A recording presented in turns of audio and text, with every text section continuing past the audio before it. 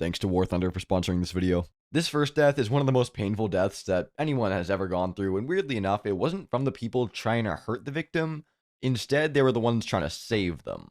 It all started on September 30th, 1999, when a bunch of workers in a Japanese power plant were filling up giant vats with uranium to keep the plant running. And every story about giant vats of uranium has a happy ending, so off to a great start. Now, normally there would be a lot of protocols for this sort of thing, so they don't, turn themselves into the ghouls from Fallout, but I really don't have a nice way to put this.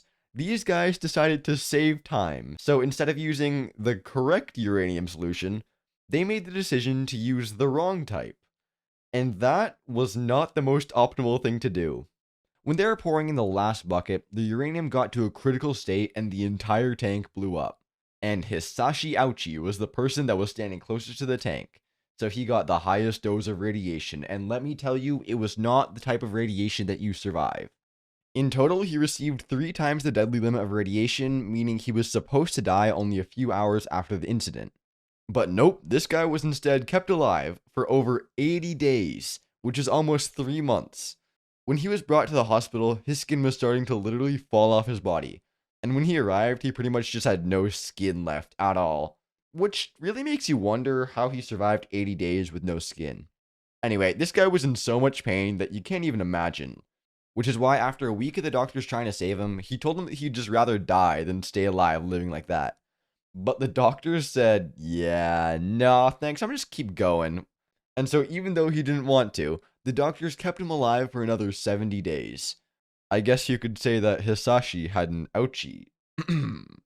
Sorry, that was not good.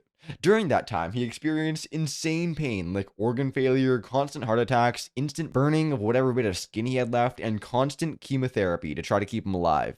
Actually, isn't there a Minecraft achievement for that? Hisashi died on the 87th day of him being in the hospital when he got 3 heart attacks in a row.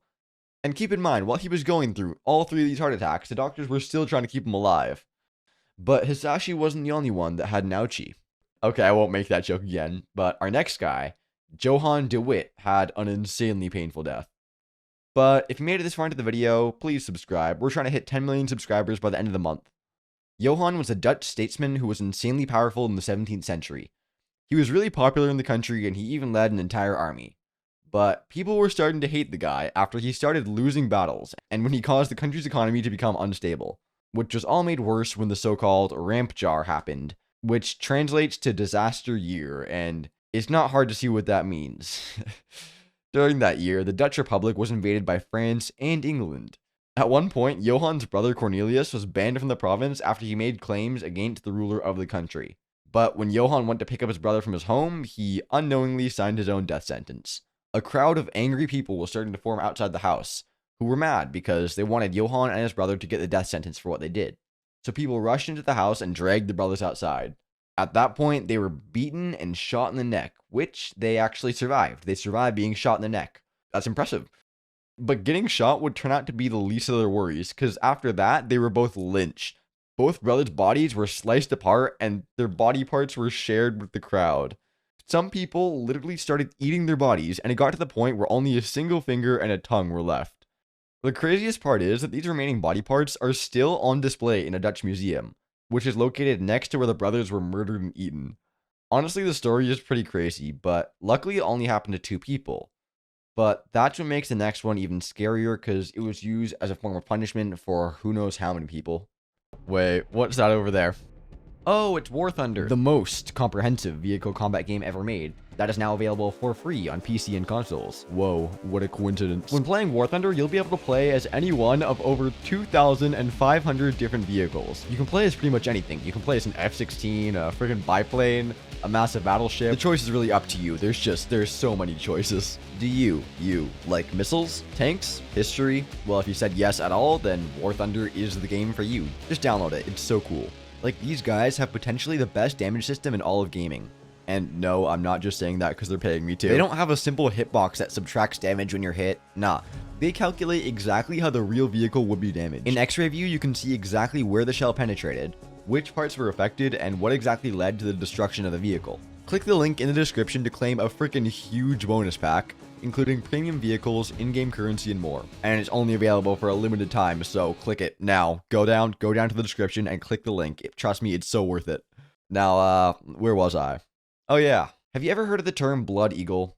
And no, it's not a metal band, however cool that would be. A Blood Eagle is actually an insane way to kill someone invented by the Vikings. If you were killed by a Blood Eagle, it means that you did something that made the Vikings respect you, so they wanted to give you an honorable death.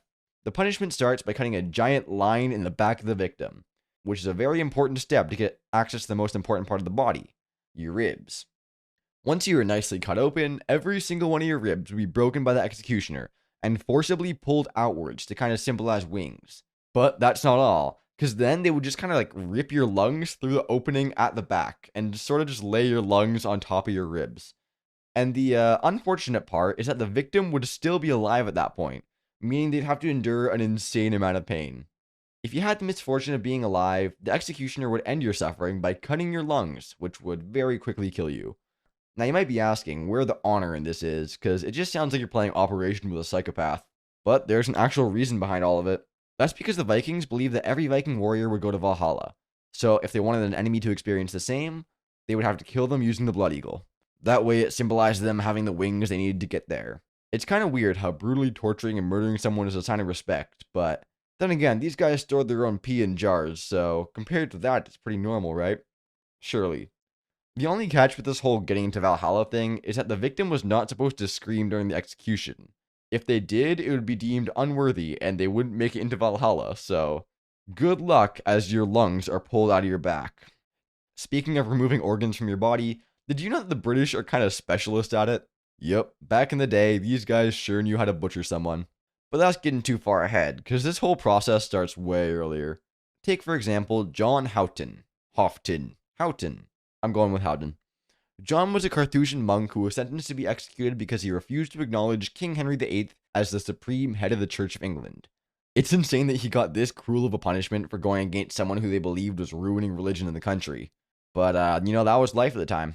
To start the long and gruesome death sentence, they first hung John on the gallows, but only enough for it to be extremely painful and uncomfortable. Wouldn't want to end your suffering too fast. Because when John was about to go unconscious after a lot of screaming, they released him. Only because they wanted him to be unconscious during the next steps. After they hung John, they castrated him. The idea is to make sure that you'll never have kids who do the same as you did. But all of that is symbolic, since you kind of need to be alive in order to have kids as far as I know. And once they turned him into a gender-neutral person, it was time for the fun parts. They started by making a massive vertical cut in John's chest, which they do so they can grab all of his organs one by one and show them to him, as he sat there in unbearable pain. They make sure to go in order of the least important organs like the intestines or the brain, so you can sit in pain for as long as possible, while your blood is spewing out from you. Because you can't have your prisoner die during the best part of their execution, now, can you? That would just be a waste of a good execution. After all of John's organs were gone, they would finally kill him. But for the people watching, it wasn't done yet. Once he was dead, they decapitated John and displayed his head on the nearest bridge to warn anyone coming into the city.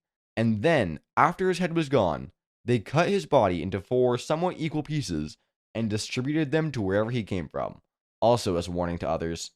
Those murders were 100% on purpose, but there's also a lot of extremely painful ways to die by accident. Like, for example, Gordon Moffat. Gordon was working on an oil platform with a safety harness to prevent him from falling off or getting hurt. And yet, that safety harness would prove to be something much more dangerous. An unsafety harness. Dun dun dun. While he was working, he slowly started getting dragged upwards by the cable connected to his harness. Gordon was dangling and screaming for help when he noticed that there was a small pipe above him that he was getting closer to. But all that screaming really helped nobody, because after a few seconds, Gordon reached the bottom of the pipe and began getting crushed into it. So these pipes are called mouse holes, and they're only a few inches wide in diameter. So a normal person couldn't even fit through it. But since there was so much force on the cable, he was somehow dragged through anyway, like he was going to some sort of Super Mario pipe. It's safe to say that most of his bones were broken while getting dragged up, causing him to scream in insane agony. The screaming didn't last long though, because after some time he could no longer breathe from the force on his lungs. His official cause of death was crush asphyxiation, and it's probably safe to assume that the oil rig had to face some pretty serious consequences, right? Oh yeah, get ready for this. The mega corporation had to cough up a full 60 grand. All they had to do was pay a $60,000 fine for the death, since they didn't follow the correct safety measures on the rig, and they also had to update their safety protocols. Capitalism. But unfortunately, that isn't even the worst accident that's ever happened on an oil rig. There's one that's way worse. It all started on November 5th in 1983 in the North Sea, when a group of divers just returned from a mission deep down in the ocean. So, once a diver comes back from these missions, they'd be under extreme pressure, and if you instantly put them back on the surface and out in the open, their body wouldn't like it. They would start to literally burn to death from the inside or even explode. So, in order to prevent people from being turned into living party poppers, they put divers into so-called decompression chambers. These things are supposed to slowly decompress your surroundings to make sure you can get out safely. So, they got the divers up in a thing called a diving belt, sort of like a water elevator. They were then placed into the decompression chamber and were left to decompress for a while. But things went very wrong when they tried to open the chamber. A miscommunication happened which made the people outside believe that the door needed to be opened, so they did. From the force of the compression inside, the diving bell was shot outwards like a bottle rocket, instantly killing one person outside and wounding another. But they got off easy. Another diver was standing close to the door inside the chamber when the bell was removed, and he was sucked through the half-open door in less than 0.2 seconds. When he went through, pretty much nothing was left of the guy except for some small pieces of his body. He was shot 30 feet away. The remaining divers were all further into the decompression chamber, so they faced a different death. For them, the nitrogen in their blood turned into huge gas bubbles, pretty much boiling them from the inside out. Being boiled alive from the inside must be insanely painful to experience, but luckily there hasn't been an incident like that since then. Also, remember to click the link in the description to play War Thunder for free on PC, PlayStation, or Xbox. New players or players who haven't played for 6 months will also receive a massive bonus pack across all platforms, including a bunch of premium vehicles, in-game currency, and a bunch more. But it's only available for a very limited time, so just do not miss it, trust me. Anyway, YouTube thinks that you'll like this video next, so click it.